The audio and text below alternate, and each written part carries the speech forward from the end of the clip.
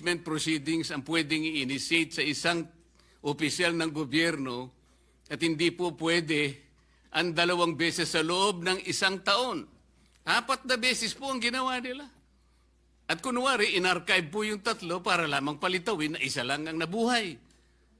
Nasaan naman po yung katuwiran? Kung sarili pong tuntunin, ayaw pong sagutin, ayaw pong talimahin, pagkatapos ipipilit po natin, sapagkat nag-MR sila, ano po ang kasaysayan ng MR? Sabi ko nga po, napakasimple po nung 1-year ban rule ng Supreme Court.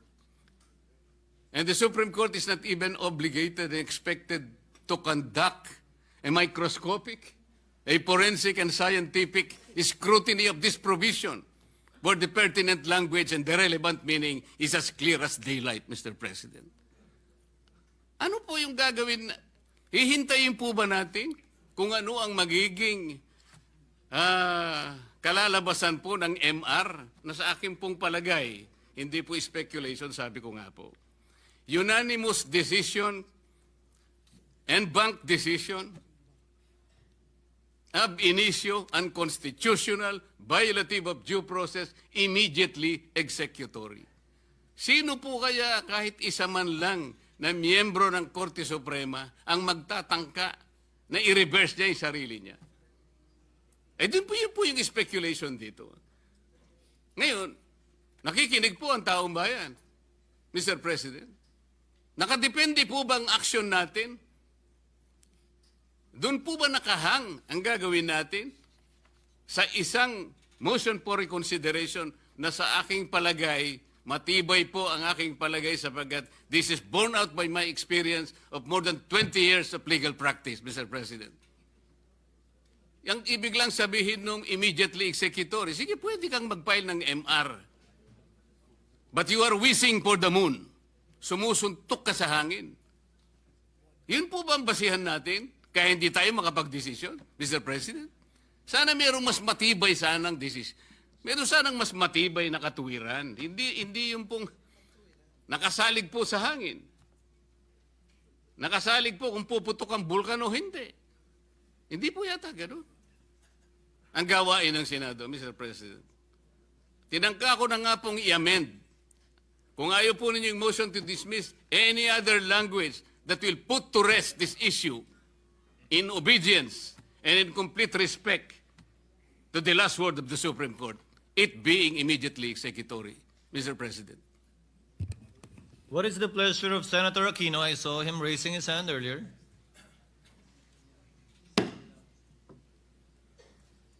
Senator Aquino seems to be yielding to Senator... Yes, Mr. President, may we recognize Senator Lacson, Mr. President? Thank you, Mr. With the President. permission of Senator Aquino, Senator Lacson is recognized. Thank you, Mr. President. Gusto ko lamang pong itama ang misimpression that may have been created by the interpretation of the Honorable Marcoleta do sa Section 135. Sabi niya, yung supplementary application of the rules of court. Basahin ko po yung Section 135, Mr. President.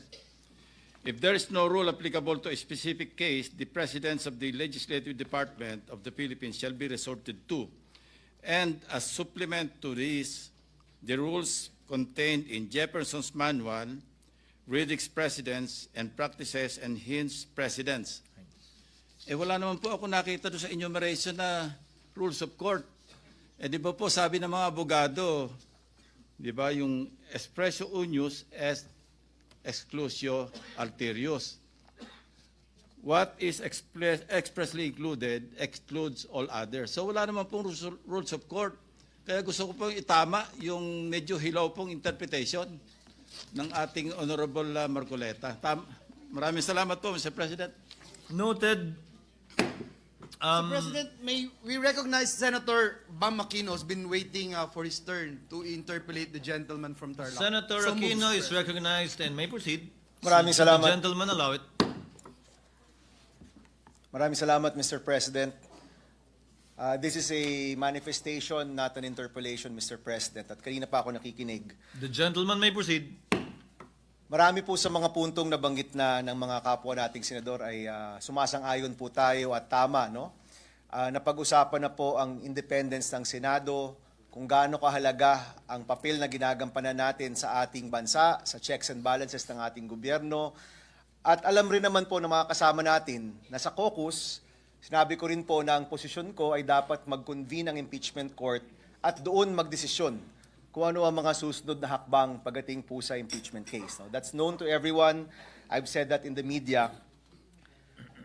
Mr. President, in our history, nagkaroon po ng mga panahon na ang Senado ay nag-assert ng kanyang independence bilang isang co-equal branch of government. Nangyari po yan many times. I remember in the 90s, kahit po ang executive, at that time, President Cory Aquino, nagnais na manatili ang US bases dito sa ating bansa. Yung Senado, nanindigan, kahit puro kaalyado, kahit puro kakampi at kamag-anak nasa Senado, nag-decide pa rin yung Senate to assert its independence and to do away with the US bases. Nangyari po yan many times in our history, Mr. President. Kaya palagay ko, yung role ng Senado napakahalaga pagdating sa pagpapanatili ng checks and balances. And Mr. President, marami tayong tungkulin. May tungkulin gumawa ng batas, may tungkulin sa pagbuo ng maayos na budget, may tungkulin ng oversight, pero meron din pong tungkulin pagdating sa pananagutan or accountability. At yun po yung sole power to try and decide all cases of impeachment. Ang posisyon ko, Mr. President, at nabanggit rin ito ng iba nating mga kasama, ay mahalagang i-assert natin ang ating independence. Mahalaga po na itong papel na ginagampanan natin sa ating Constitution ay pahalagahan po natin. Mahalaga po na manatili ang independence ng ating Senado bilang isang co-equal branch of government. Mr. President, posisyon ko rin po na nagsimula na ang impeachment proceedings. Nag-robe na po, nagsimula na, merong summons na binigay, may response na po si Vice President Sara. Kami pong mga bago, may mga robe na rin po pero hindi pa po nadudumihan. Hindi po magagamit, no? Ang posisyon ko po, mag-convene ang impeachment court at doon natin i-decide ang mga bagay-bagay na ito. Mr. President, may dalawang bagay rin na nailabas, no? Na hindi pa siguro na pag-uusapan. Let me read, Mr. President, Article 9, Section 3 of our Constitution, Accountability of Public Officers. In case the verified complaint or resolution of impeachment is filed by at least one-third of all members of the House, the same shall constitute the articles of impeachment and trial by the Senate shall forthwith proceed. Wala pong dagdag po dito. No? Dito po sa gallery, kasama ho natin dalawang framers of our Constitution. Nandito po si Professor Ed Garcia at si former Chairperson Christian Munsod. Kanina po, nagbubulungan kami. Sabi ko, nung ginawa nyo to, bakit parang ganun kasimple? Simpleng-simple lang, ito lang. At sabi nga po nila, noon daw, 1/2, 2/3, binabato 1/2 sa deliberation, nag-end up sa 1/3. At yung desisyon ay dahil sa kabilisan. Dahil mahalaga daw na mabilis. Pag may 1/3, members of the House ang pipirma, mabilis na pupunta po sa Senado. At ito po, tinatanong ko sa kanila, dahil sila po yung nagbuo ng ating Constitution. You know, many times, Mr. President, umiikot tayo sa ating bansa. I-bring up ko lang po yung free college law. No? Marami ko sa atin dito nagtulungan para sa batas na yan. Meron kaming nakausap na eskwelahan. Ini-explain sa akin yung opt-out provision. Kung paano sila nag-charge ng mga estudyante dahil sa opt-out provision. At sabi ko sa kanila, mali. Mali ang interpretasyon ninyo. Yung interpretasyon ninyo, wala yan sa aming intensyon. Ang intensyon po namin, libre ang kolehiyo sa mga kabataan. At nung nag-argumento po sa akin, ang sabi ko, mas alam ko yan kasi ako ang nagbuo ng batas na yan. Mas alam namin yan dahil kami ang nagsulat ng provision na yan. In the same sense, Mr. President, the framers of our Constitution, mas alam po nila. Mas alam nila kung ano yung intent ng ating Constitution. Wala pong labis, walang dagdag. Many times, Mr. President, tinatanong tayo, usually pag campaign time to, tinatanong kami, Mr. Senator, hindi ba dapat merong educational attainment requirement yung pagiging senador? At sinasabi ko po lagi, wala, kasi wala po yan sa ating konstitusyon. Wala pong dinagdag, wag tayong magdagdag nang wala pong nakasaad po dyan. So gaya po niya, no, binabanggit ko lang po dito dahil na pag-uusapan, may mga dinagdag na mga procedure. Alam ko po, siguro, tama po ang sinasabi ni Senator Marcoleta, baka maganda naman ang intensyon ng Supreme Court. Pero aminin na po natin, wala po yung ibang mga bagay dyan dito po sa ating konstitusyon. Pangalawang punto, ito po, hindi rin po napag-uusapan pa. Nabanggit po dito, wag na tayong lumaban kasi matatalo rin naman tayo. No? Of course, Mr. President, it is improbable, aaminin ko po yan, very improbable na magbago ang Korte Suprema with 15 votes. But it's not impossible. Improbable at impossible, magkaiba po yan, firstly. But secondly, Mr. President, may mga panahon na kahit alam nating matatalo, kailangan pa ring lumaban. Tayong lahat po dito, dumaan po dyan. Ako po, dumaan rin po dyan. Kahit mukhang mahirap, kahit mukhang matatalo, kailangan lumaban pa rin. Tumayo tayo sa sarili nating paa, mag-assert tayo ng ating independence, ipahiwatig natin yung ating saloobin bilang isang grupo, ipakita ho natin na co-equal branch of government tayo, na meron tayong punto de vista, at kahit matatalo, kahit sa kaduluduluan ng lahat, rerespetuhan rin naman natin ang Supreme Court, mahalaga na mailagay pa rin kung ano ang nasa saloobin ng ating grupo. Mahalaga pa rin na malagay natin kung ano talaga ang posisyon ng Senado pagdating sa ating independent nature and being the sole authority to try and decide impeachment cases, kahit po matatalo. So para sa akin po, hindi katanggap-tanggap ang posisyon na dahil matatalo rin tayo, huwag na tayong lumaban.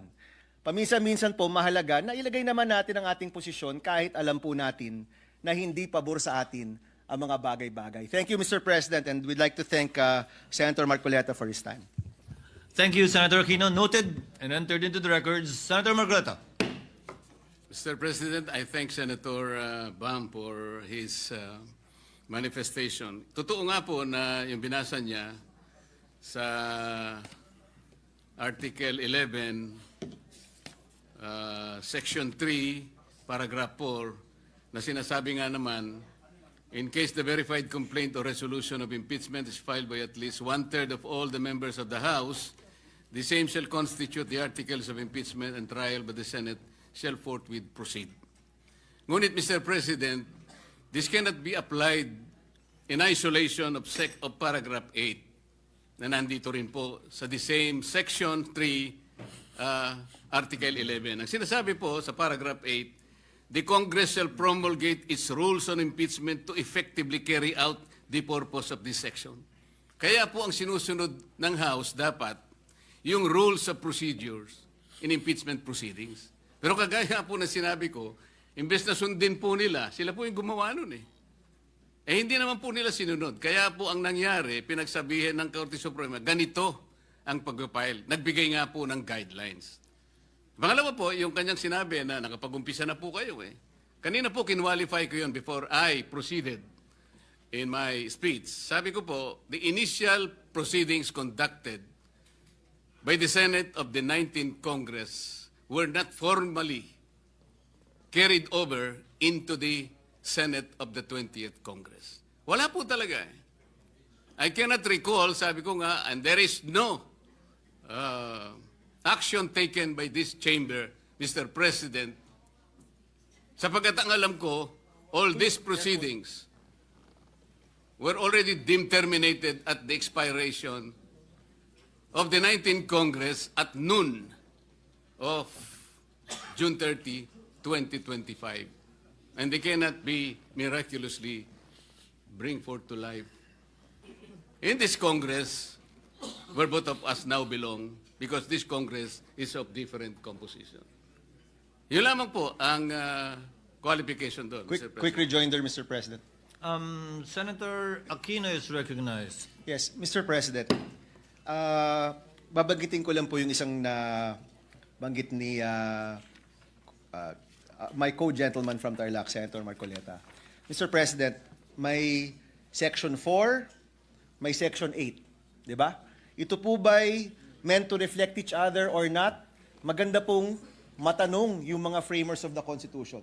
Sila po yung nandoon nung nabuo po ito. At malalaman natin yan kung meron pong oral arguments. Kung ibubukas po ang mga argumento sa publiko, pwede po magsalita yung framers of the Constitution, at doon po, sa posisyong yon, malalaman natin ano ba talaga ang intensyon ng mga gumawa ng ating Constitution. And Mr. President, pwede pong mangyari yon if we are able to table this matter and allow for these oral arguments to happen. Mr. President, hindi po ba maganda rin kung ang Senado mismo magsama-sama at magsabi sa Supreme Court, baka magandang magkaroon ng oral arguments dito po sa kasong ito. Yun lang po, Mr. President. Thank you. So we Majority Floor can Leader. continue, Mr. President, with the list of senators wanting to interpolate and make a manifestation. At this juncture, Mr. President, may we recognize the distinguished gentleman from Isabela and Davao, Senator Rafi Tulfo, for his manifestation. So move, Mr. Senator President. Tulfo is recognized for his manifestation. Thank you, Mr. President. This is not an interpellation, but a short, very short manifestation. In line with what Senator Pia Cayetano said earlier, that we can be creative in our motion today, and correct me if I'm wrong, if I've heard it right, what Senator Pangilinan from the minority said, that we are not defying the decision of the Supreme Court. So may I propose that instead of dismissal, we just dissolve this impeachment court? Because in the first place, per the decision of the Supreme Court, sinasabi na wala naman talaga tayong jurisdiction over dito sa articles of impeachment. So mas maganda siguro, i-dissolve na lang natin to para we're still in line with what the Supreme Court said. Thank you, Mr. President. Noted and entered into the records. Mr. President, Majority Leader. next and last but not the least to interpolate the distinguished gentleman from Tarlac is the lady from Taguig and Pateros, no other than Senator Pia Cayetano. I move that she be recognized, Mr. President. Senator Pia Cayetano is recognized for interjections and/or manifestation. You may proceed, ma'am, if the gentleman will so allow it. Yes, Mr. President.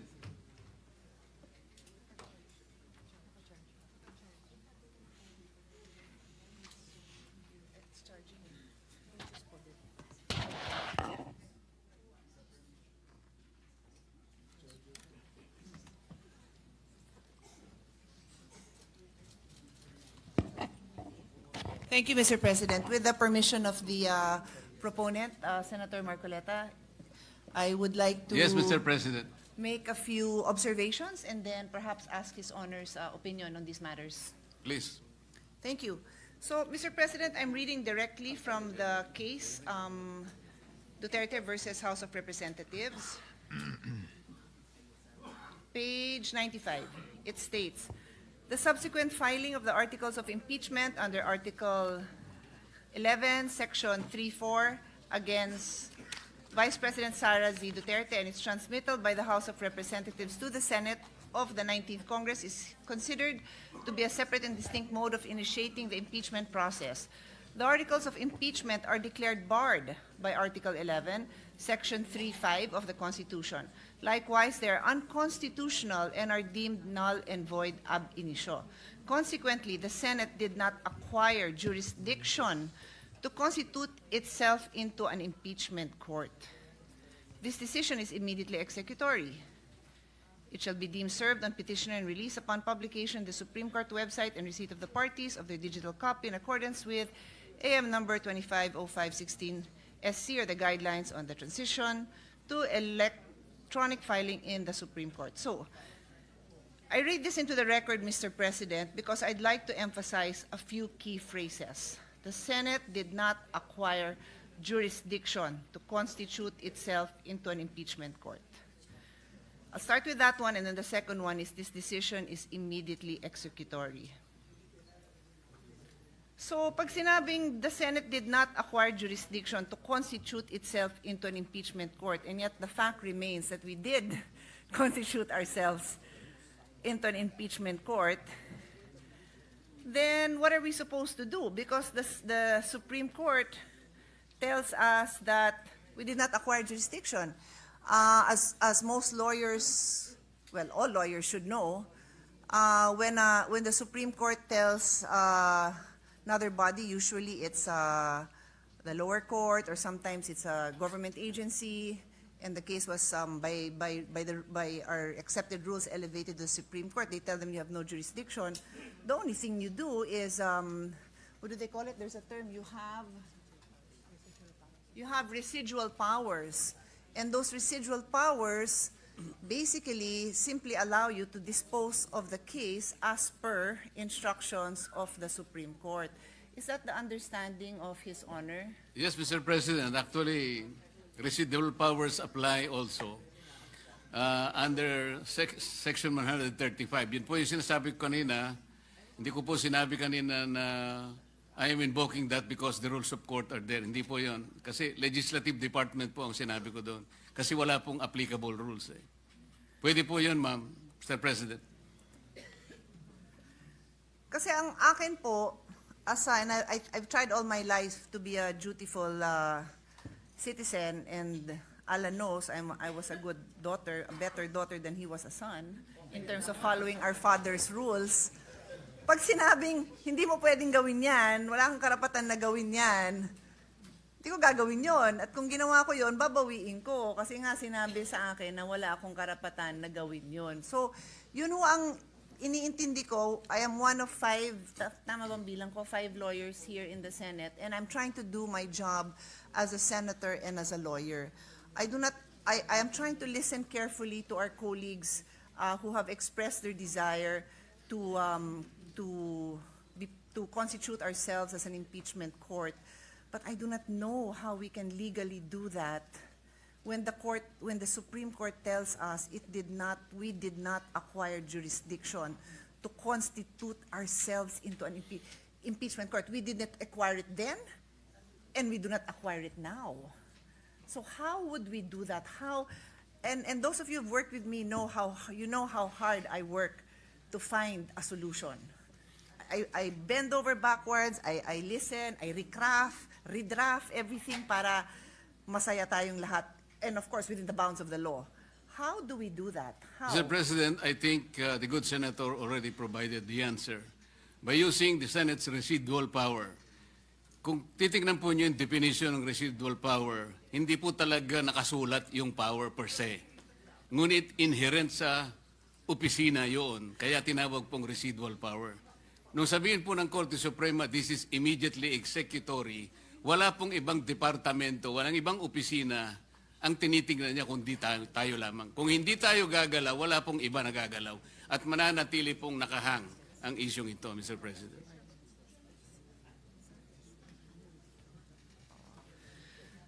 So, yun yung first point, Mr. President, that I wanted to raise, and thank you for your response, Senator from Tarlac. And then with respect to the second phrase that I wanted to dive into, immediately executory. So sinabi to dun sa desisyon, and then I think the Senate President mentioned it also, that in their press briefing just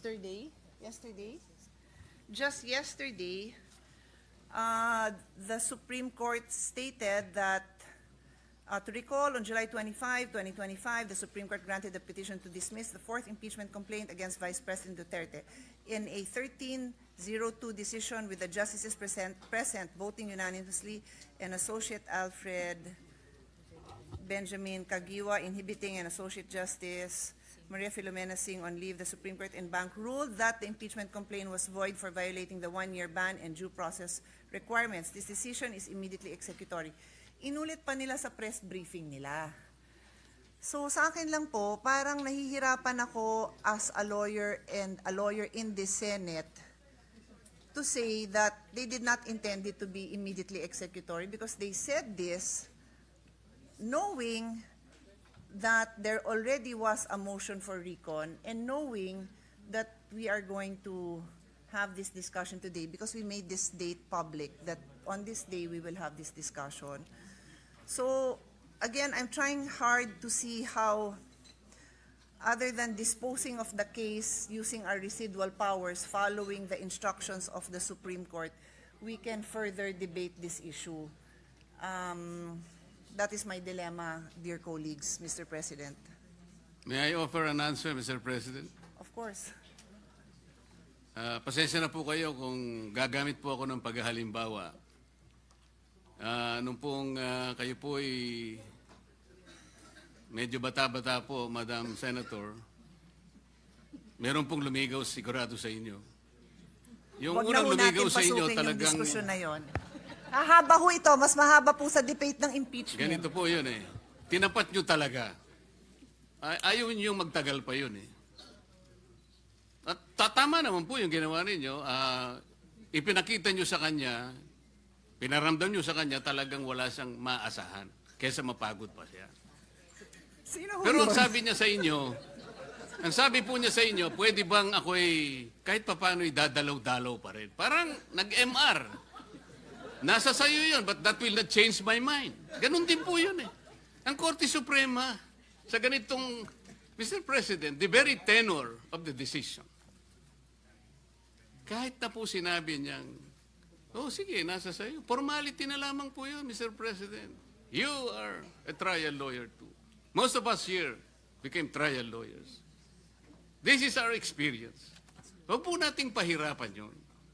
Sana man lang kung ang decision po 8-7.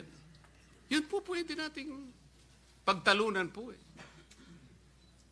Wala po talaga eh, Mr. President. If I may, Mr. President, and I think that was a good analogy. Thank you for that. Napaisip niyo ho ako doon.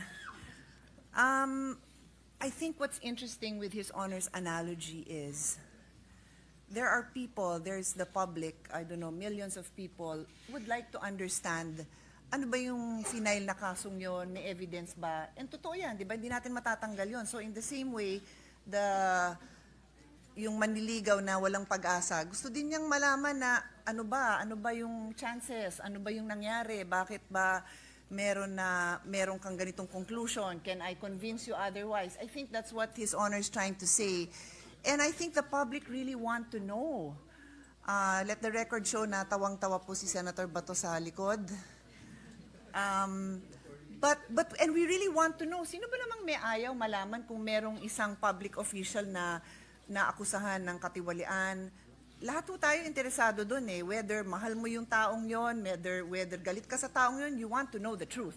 Kasi kung naniniwala ka na innocent yung taong yon, gusto mong mapatunayan niya na innocent siya. At kung galit ka sa taong yon, gusto mong mapatunayan na guilty siya, hindi ba? But meron tayong kinikilalang Supreme Court na nagsasabing, hindi nga dumaan sa tamang proseso. So kumbaga siguro sa example nyo, baka hindi dumaan sa tatay ko, hindi nagpaalam ng maayos. Di wala naman akong choice, kundi sabihin na wala kang pag-asa. Baka naman may pag-asa, pero I have to follow the rules of my father's house na hindi dumaan sa tamang proseso. So doon ho tayo babalik, and as a lawyer, I have to say this na yun nga, we are governed by laws. And in as much as gusto ko rin malaman, bothered ho ako sa mga gantong akusasyon. The other day, our colleagues, merong privileged speech tungkol sa kalokohan dun sa paggagawa ng mga flood control. Gusto natin malaman, di ba? Ngayon, pagka yun na-discuss sa sa media, okay na, media siya. Pero walang papupuntahan yun kasi it should go to the proper process. May process yan sa halls of the Senate. We have hearings in aid of legislation, and then magre-recommend tayo na ma-ombudsman yan. So may proseso tayo. So yun ho siguro yung pinapatunguhan. Doon ho papunta ang aking conclusion na in as much as the public deserves to know, because we all deserve to know, we also have to follow the process. And I share this with everyone kasi ang hirap lang talaga ng sitwasyon natin kung hindi tayo makikinig sa Supreme Court. Meron tayo in the Senate, Congress, we have our duties as co-equal bodies. Ang duties po namin kasama ang pagsiyasat ng budget ng lahat ng agency. So pati Supreme Court, budget niya, tinitingnan. Lahat ng Regional Trial Court, tinitingnan natin ang budget. That's our job as a co-equal. Sila naman, may job din sila na pagka may grave abuse of discretion, they have to also say it. They also have to make their position known, which they have. And I will repeat, ang sabi ng desisyon ng Korte Suprema, the Senate did not acquire jurisdiction, and this decision is immediately executory.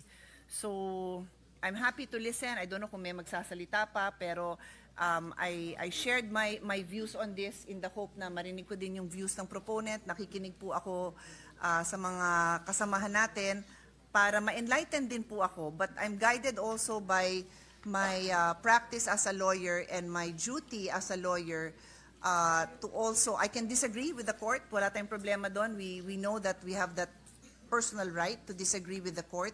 But we also have to, in the end, follow the court's orders, whether we agree with them or not. Very quickly, Thank you, Mr. President.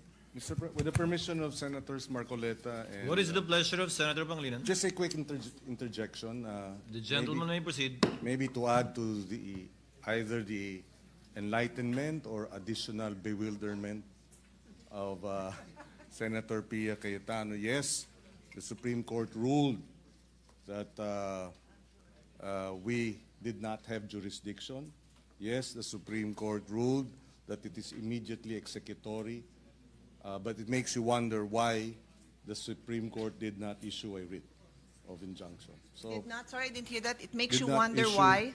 Did not enjoin us, did not issue a writ. It could have, but it did not. So, yeah, your guess is as good as mine, because if they really wanted us to end this, then why didn't they enjoin us? Just to add to the bewilderment and the enlightenment, what is there to enjoin when we never acquired jurisdiction according to them? What is the pleasure of the Honorable Ontiveros? Thank you, Mr. President. Dalawang dagdag na punto lang para sa diskusyon natin. Precisely regarding the immediately executory na kababanggit lang ni Senator Pangilinan at inulit din kanina ng good gentleman from Tarlac at pati ng good gentlewoman from Taguig Pateros, immediately executory. Still, Mr. President, there is no defiance here dahil the ruling, hindi pa rin po final siya. And even if the ruling states that it is immediately executory, at kahit inulit po yon dun sa recent na anunsyo ng Korte Suprema tungkol sa MR, even if the ruling states that it is immediately executory, the court itself in many cases has explained that this does not mean self-executory. Immediately executory does not mean self-executory. Section 1, at ito kaugnay ng kasasabi ni Senator Pangilinan, Section 1, Rule 39 of the 2019 Rules of Court states that execution shall issue as a matter of right on motion. This means that a writ of execution issued upon a motion is necessary for the execution of a decision. At this point, Mr. President, wala pa pong iniuutos ang Korte Suprema sa Senado. And secondly, at this point, Mr. President, bukod pa po kasi sa yung first group of complainants, yung House of Representatives mismo sa pamamagitan ng Solicitor General at yung isang bayan, meron pang isang importanteng entity, institusyon sa ating lipunan na nagsalita tungkol doon sa Supreme Court ruling. At ito po ay isang entity sa mass media, ang ABS-CBN. Meron po silang anunsyo, ABS-CBN news statement on articles cited in the Supreme Court decision on Vice President Sara Duterte's impeachment. At gusto ko lang i-make of record dito, Mr. President. Sabi nila, ABS-CBN News respectfully clarifies that the article cited in the Supreme Court decision on the impeachment of Vice President Sara Duterte did not state that the House of Representatives transmitted the articles of impeachment to the Senate without a plenary vote.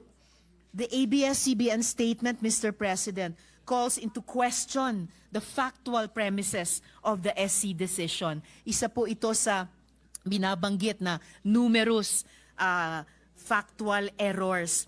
If the very factual premises were wrong, the legal conclusion cannot be relied upon. With due respect, salamat po, Mr. President. Majority Floor Leader. Yes, Mr. President, last but not the least is a quick manifestation from the distinguished gentleman from Palawan, Senator Erwin Tulfo. I move that he be recognized, Mr. President. Senator Erwin Tulfo is recognized. You may proceed, sir, if the gentleman will so yield. Yes, Mr. President. Ginawang Pangulo, bilang bagong senador, ako po ay nais ko pong maliwanagan dahil kanina pa po ako nagugulamihanan sa mga pangyayari. Dahil 3 motion po ang nakasala ngayon, motion to dismiss, motion to table, motion to archive. Yung pagkaintindi ko po ngayong araw, 2 lang po ang ating pagdidesisyonan. Kung tayo ay i-dismiss na natin ito, o tayo po ay magkakaroon ng trial. At nag-aantay po ang taong bayan. At lumalalim na po ang gabi. Kaya ang tanong ko po ngayon, are we actually going to vote later or sa ilang saglit? At ano po ang ating pagbobotohan, Ginoong Pangulo? Yan lamang po. To answer the query of the good gentleman, there are only 2 pending motions. The motion to table by the distinguished minority floor leader, which has precedence over the earlier motion of Senator Marcoleta, supposedly to dismiss, but that he acceded to amend it accordingly, and he will state the motion before we put it to a vote after we dispose of the motion of the minority floor leader to table. So 2 lang po yung pagbobotohan at dahil sabi ng kagalang-galang ng puno mayoriya na kayo na po yung huling magmamanifest, tutungo na po tayo doon. Maraming salamat po. With that, Mr. President, and no member wishes to interpolate. The minority leader is also seeking the floor. I move that The he be minority recognized, leader Mr. is President. recognized. What is your pleasure, sir? Thank you, Mr. President. Just one last push, so to speak. The gentleman may proceed. We're not saying that we defy the Supreme Court decision. We're simply saying, wait. Patience is a virtue. Yung analogy kasi na sa panliligaw, dismiss mo na kagad. Although merong mga matintimang birheng bumigay. Mas magandang analogy ito, Mr. President. In a basketball game, crucial, finals, world championship, merong review ng foul ang referee. Review muna. Dahil may foul eh. Ang gusto ng isang team, maglaro pa rin kahit nire-review. It's as simple as that. So, why not listen to the possibility of not dismissing but not accepting to table. And then we can bring it out anytime. Again, dun sa sinasabing Supreme Court has never considered a unanimous. It has. And the Supreme Court also spoke. Sabi nila, the immediately executory, they are not considered final until the lapse of the prescribed period without a so and so and so. Supreme Court din mismo may sabi niyan eh. Yun lamang po. Hopefully,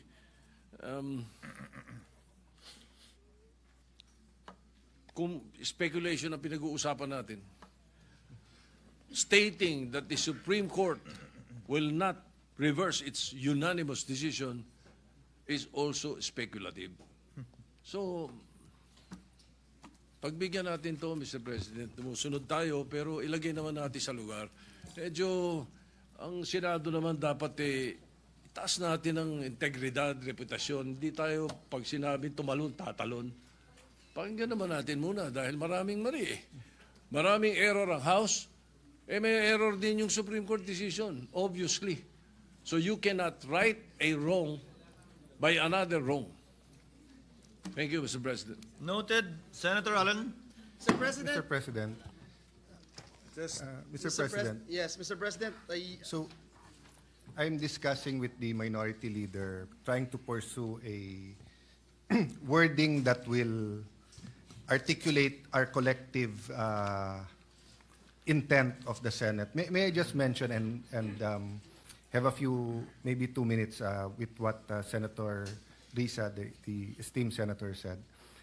Yung spirit kasi ng Constitution, once ka lang pwede ma-impeach sa isang taon. At very clear po, pati po yung esteemed, I do recognize our the former chairman of the COMELEC, who, if he did not qualify me, I would not have become a councilor. Christian Munsod, our esteemed legal luminaries are here po. Alam niyo po, in all the books nakalagay doon, bakit may 1-year ban? Kasi nga, hindi daw dapat guluhin ng guluhin yung impeachable officer all throughout the year. Dapat isa lang. So yung spirit ng decision, nung sinabi ng BARD na, bigyan mo siya hanggang 1 year, hanggang February 6. Pero lumabas tayo sa legal. Ipa-floating muna natin to. I-dribble muna natin, tignan muna natin. When is the soonest that the Supreme Court can decide? The next 15, 30 days? By September 1, simula na ng budget hearing sa House. By late September, simula na tayo sa Senate. Baha, DepEd, gamot, trabaho, lahat yan, inaasikaso natin. Kung walang choice at isasabay natin impeachment hapon, impeachment umaga, legislation, bakit hindi? Pero hindi ba dapat bigyan din natin ng katahimikan yung ating bansa at least until February 6? Na sinabi na ng Supreme Court, barred, mali ang proseso, tuldukan na rin natin sa Senado. So, ang isa na lang po ang pinag-uusapan natin, which I want to give honor and thank the minority leader na, pero may appeal. So, whether or not the Senate says tuldukan na natin, nandun pa rin sa Supreme Court yung appeal. Would it be acceptable both to Senator Marcoleta and to the minority? What if we word the motion that we move to adhere to the decision of the Supreme Court in Duterte versus period? Huwag na natin ilagay sa dulo kung dismiss area. Merely adhering. Kasi nasa decision naman, nasa loob na naman ng decision na void ab initio and executory right away. So I don't know if that's acceptable. No? I'm trying to think of a word. Adhere, even obey kasi baka ma-misinterpret na because some of us say na wala tayong choice to obey, some think na wag tayo subservient, di ba? But adhere might be a good word. Senator Marcoleta, are we getting closer or medyo lumayo? I think, Mr. President, we're getting closer, except that we should put some operative words there that would indicate the closure of this very issue. Mr. President, what if it's we move to for the Senate to adhere to the Senate to the Supreme Court decision in Duterte versus House of Representatives and hereby terminate whatever unless or until certain time na may. Mr. President, may I ask the good sponsor, can we mention the appeal? I don't think so, Mr. President. I think we can only Because adhere. it's immediately executory. I think in obedience to the decision of the Supreme Court, the Senate adheres to it and put to rest. Let me put it another way, Mr. President. If a motion is approved to act upon the decision and to adhere to the decision, am I correct, Mr. President, that that will be the decision, that will be in our journal, and then by operation of administrative process in the Senate, everything that has to do with the impeachment will be sent to the archives? That is correct, Your Honor. That is the Yeah, I yield to administrative procedure Yes. that will logically follow. my colleagues, Mr. President. I'm just trying to Senator come up Zubiri with a is consensus. recognized. Mr. President, I think the operative word today, if we do decide to act on the matters, to archive, as the precedents with former Ombudsman Gutierrez and former Chief Justice Davide. My No, question is, former President Estrada. former President Estrada, my apologies. Today, one of our Senate resolutions was archived. This is resolution number 35. And it's really simple, a simple amendment to the rules. But my question, Mr. President, is nothing can stop us from pulling it out of the archives and taking it over once again in plenary. Is that correct, Mr. President?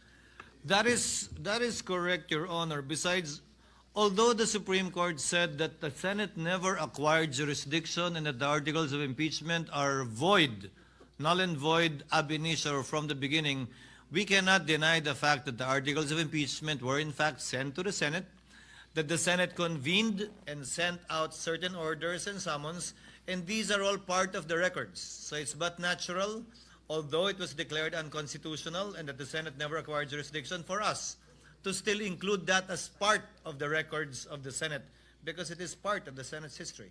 Yes, and precedence tells us that we have done so in the past. That is correct, Your Honor. So, would it be proper to say that it will be archived without prejudice to the decision from the final decision of the Supreme Court from the motion for reconsideration? I mean, it's the same thing, without prejudice. We do that with the bills. We approve it on second reading without prejudice, but each and every one of us here questioning second reading approval, they have 3 days in which we can act upon it. Well, Your Honor, whether you state that or not, we can bring it out of the archives by a majority vote anyway. So it's Yes. it's with the pleasure of the body if the body will agree to include that phrase or not. But Thank you in for the relation clarity, to Senator Mr. President. Cayetano's suggestion, Senator Marcoleta, if we simply vote, in your case, not the motion to table, to adhere, once that decision becomes final, meaning to say after the lapse of the period for a member who voted with the winning side, on the winning side, to seek a reconsideration, the natural effect, without being included in your motion today, would be to archive it. And by virtue of the manifestation of former Senate President Zubiri, if circumstances change, nothing prevents the body, plenary, from making the corresponding motion, putting it to a vote, and reflect the change in circumstances, if any. That will be acceptable, Mr. President. Thank you, Your Honor. Senator Soto? Mr. President, somehow parallel to what you're discussing, perhaps we could consider, no, and I would like to call the attention of the original proponent of this position, Senator Alan Cayetano, who was former Speaker of the House, to adhere to the Supreme Court decision upon its final disposition.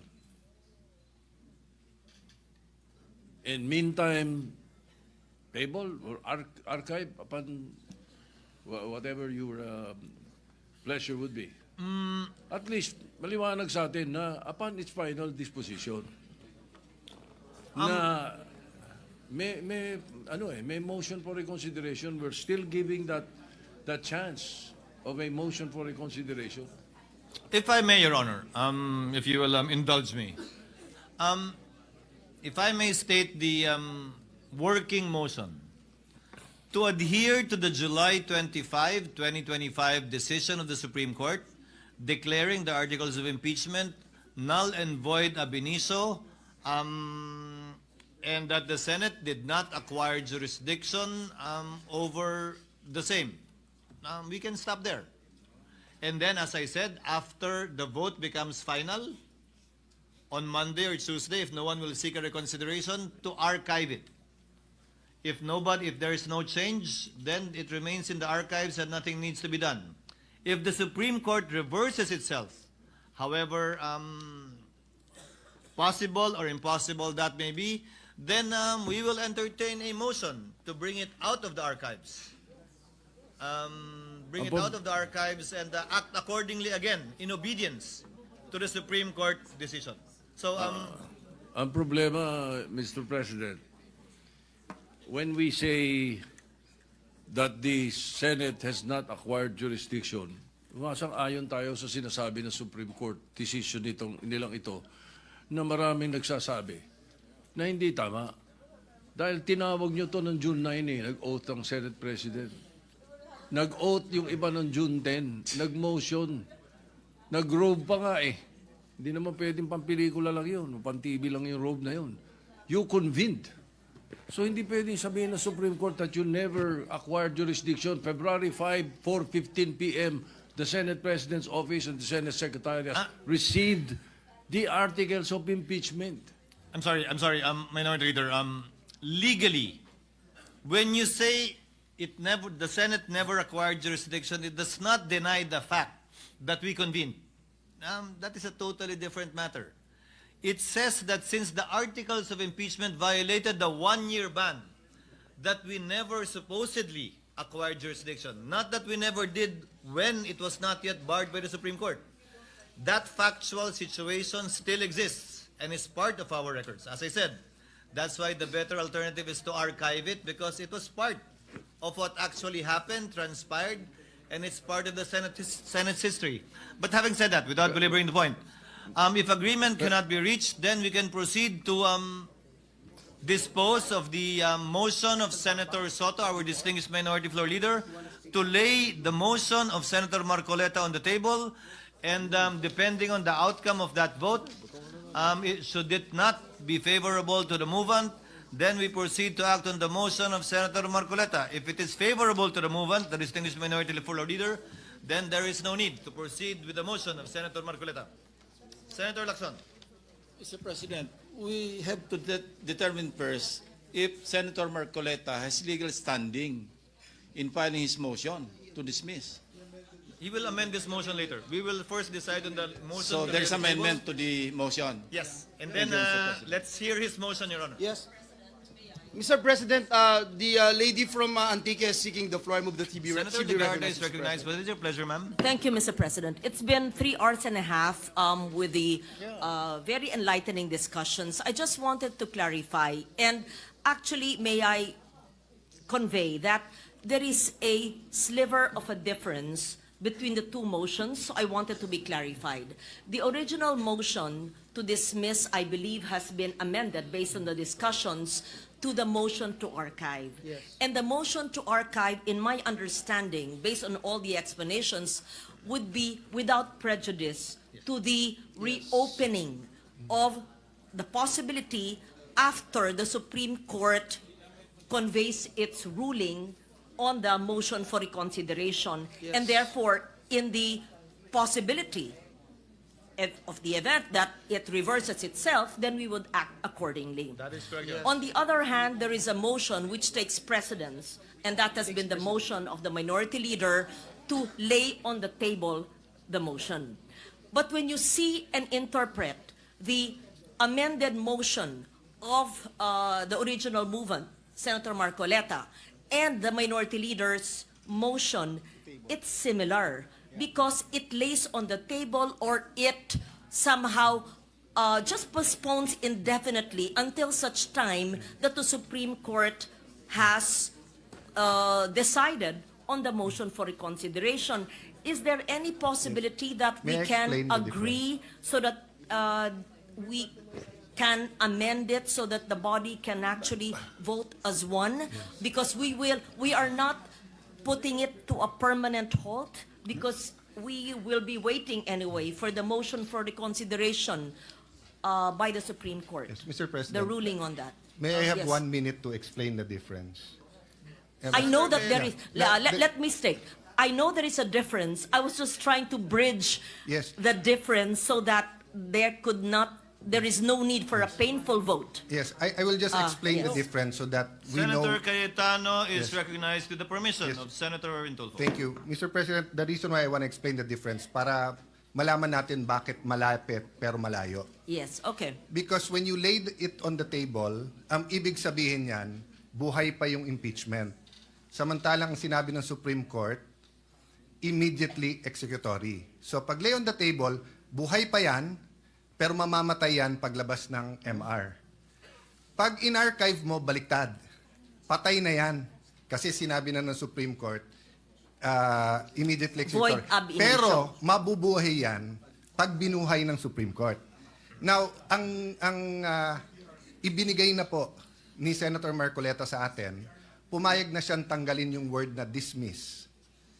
Because nga, even I question, we're going to dismiss, wala nga jurisdiction. Although there's a Supreme Court ruling saying na pag wala ka na magawa, walang jurisdiction, i-dismiss.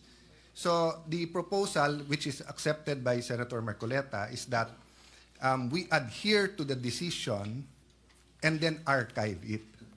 So ang natural effect nun, sinunod natin yung Supreme Court na immediately executory. Wala tayong, we cannot say na tama to, malito, malito. You only have two choices. Do you follow the Supreme Court or you don't follow? You cannot say tama to, malito. So I think that's the level of disagreement. Okay, I Mr. take Chair. note of that, and I was trying to have a unanimous vote and trying to bridge the two motions, which, based on Rule 31, there is actually no motion to archive, but actually every day we archive in our referral. So because of that practice, then that motion is therefore acceptable. Having said that, Mr. President, let me just summarize what we are voting on. We're actually, and I will just say it, the very, very short dispositive portion of the Supreme Court decision. And this is the article, and I quote it, the articles of impeachment are declared barred by Article 11, Section 3, Paragraph 5 of the Constitution. Likewise, they are unconstitutional and are deemed null and void ab initio. Consequently, the Senate did not acquire jurisdiction to constitute itself into an impeachment court, and this decision is immediately executory. I just wanted to summarize what we have been discussing for 3 hours and a half. And while my attempt to bridge the two similarly worded motions did not succeed, then we will therefore have to put it into a vote. Thank you, Mr. Majority President. Thank you, Mr. President. Mr. President, I think we heard enough, and I think it's about time that we dispose the motion of our distinguished minority Mr. President, leader Mr. to lay President. this on the table, Mr. President. President, So parliamentary I move inquiry. for the previous Parliamentary motion. inquiry, Mr. President. Mr. President, Senator Aquino is seeking the floor. What is the parliamentary inquiry of Senator Aquino? Mr. President, may I get, earlier Senator Cayetano talked about the differences between a motion to table and motion to archive. May I get an official response, Mr. President? Is that really the difference? Your Honor, we have not yet heard the motion of Senator Marcoleta. No, Mr. President, a motion to archive and a motion to table, for us laymen, it sounds similar. Sa totoo lang, Mr. President. Anong pinagkaiba niya, Mr. President? Senator Aquino, I mean, what Senator Soto, that's why I prefer that we act on the motion. What Senator Soto is seeking to table is not the articles of impeachment nor the impeachment case, but the motion of Senator Marcoleta, which we haven't heard. Okay. So when we decide on the motion to table, the motion of Senator Marcoleta, not the articles of impeachment. Yes. And the motion to archive are the articles of impeachment, Mr. President. Yes. Yun yung pinagkaiba niya. Yes. Thank you, Mr. President. Senator Soto? My motion to table was to table the motion of Senator Marcoleta. The That's motion exactly to what I dismiss. said, Your Honor. Yes. Oo. That's exactly what I said. That is That not, the motion to table pertains to the motion of Senator Marcoleta, to dismiss. not Correct. the articles of new one. impeachment. Not the articles. The motion of Senator Marcoleta, if at all, would pertain to the articles of impeachment and/or the impeachment case. And if I may add, Mr. President. Senator Pangilinan? Well, the motion to archive. Senator Pangilinan, we're not yet there. Well, okay. The motion to table, the motion, then frees us from the debate of whether or not we have the power as a Senate in plenary to address the impeachment complaint. The chair said that earlier. Yes, and therefore... We will first put Okay. to a vote the motion to table of our distinguished minority floor leader, which under our rules has precedence over the motion of Senator Marcoleta, although made earlier. Depending on the outcome of that vote, then we will act on the motion of Senator Marcoleta accordingly. Senator Estrada. Mr. President, we have been listening to all the manifestations of almost all senators who stood up. Mr. President, it has been 4 hours listening to several manifestations of our colleagues, and it is about time that we decide right away the pending motions before us. Mr. President, the Filipino people are watching. The Filipino people are listening. The Senate has to act, and the Senate has to act decisively. Thank you, Mr. President.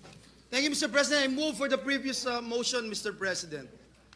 On the motion of the Minority Leader, Senator Tito Soto, to lay on the table the motion of Senator Rodante Marcoleta. Is there any objection to the motion of the Majority Leader for the Senate? What is the pleasure of the Minority Floor Leader? Mr. President, I move for a nominal vote. The chair has every intention of doing that, Your Honor.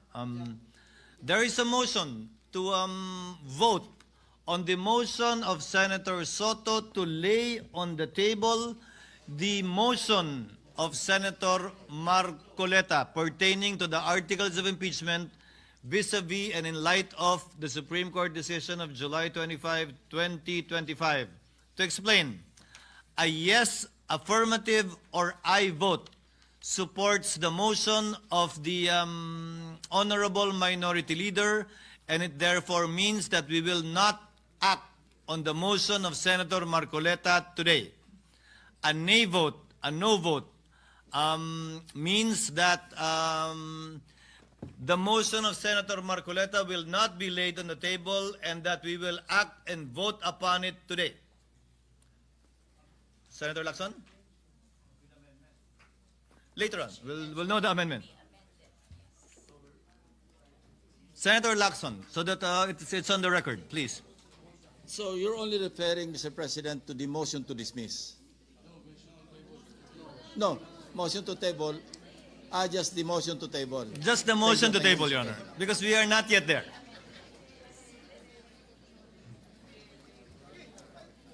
There being no objection, the motion is of the... Yes, Senator Zubiri. Yes, Mr. President, being a former Senate President and being former Majority Leader, I'd like to ask the audience to restrain from commenting or laughing, please. Well, we are in a, for me, it's a sacred place. It is in the August chamber of the Senate that we have decorum. May we ask for decorum from those who are watching within the plenary, Mr. President. Actually, they have been silent for the past 3.5 hours. Chair would like to remind the people in the gallery to kindly respect the processes and procedures of the Senate and to avoid any claps, any jeering or comments so that we can proceed with roll call vote. Yes, with due respect, because I heard a lot of laughing after the poor gentleman from our good friend, Senator Lacson, asked only for a clarification of the vote that will happen in a few seconds. The Yun Sergeant lamang at po, Arms is so just directed. proper decorum, because this is a very important vote, and it's a very serious vote that will be taking place. Thank you. The Sergeant at Arms is so directed to kindly maintain order in the gallery. Acting now on the motion of the Majority Leader for us to divide the House and vote on the motion to lay on the table, Secretary is directed to call the roll for nominal voting. Roll call vote. The Honorable Senator Aquino. Senator Cayetano Alan. Senator Cayetano Pia. Senator De La Rosa. Senator Ejercito. Senator Estrada. Senator Gatchalian. Senator Go. Senator Ontiveros. Senator Lacson. Senator Lapid. Senator Legarda. Senator Marcoleta. Senator Marcos. Senator Padilla. Senator Pangilinan. Senator Soto. May I register my vote, Mr. President? The Minority Leader may proceed. Thank you. Mr. President, the Supreme Court decision is now pending appeal. It is prudent to wait for the results rather than prematurely archiving, if not dismissing, because I know for a fact, once it is archived, it is dead. So what happens if the Supreme Court reverses itself? Clear and blatant errors are present in the ruling of the Supreme Court. First, they misunderstood the legislative process in assuming that the 19th Congress adjourned sine die in February 5. Grave error. Thus effectively dismissing the first three complaints, paving the way for them to say na ano pala, yung 1 year ban binayolate.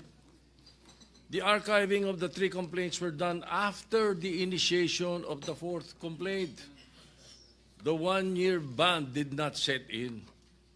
Second, the decision practically amended the clear mandate by the Constitution by placing a hierarchy on the modes to initiate an impeachment complaint.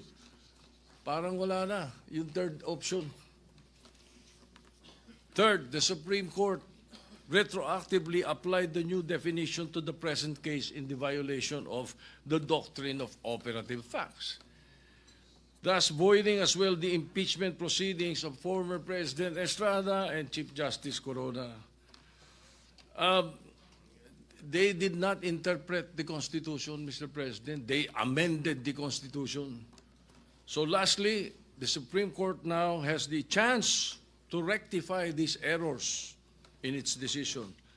So I was hoping to table the motion so that we can let us afford them this opportunity for the benefit of future impeachment processes and to uphold the clear mandate of the 1987 Constitution. All we needed to do was wait a little. And so I will have to register a yes vote. I know it will be a vote in the minority, but I have always voted in the minority in many issues in the Senate since 1992 up to the present. Always prayed I was wrong. Unfortunately, I was always right. My God, have mercy on your decision. I vote yes. Noted. Secretary will please continue. Senator Tulfo Erwin, Senator Tulfo Rafi, Senator Villanueva, Senator Villar Camil, Senator Villar Mart, Senator Zubiri, Senate President Escudero. No.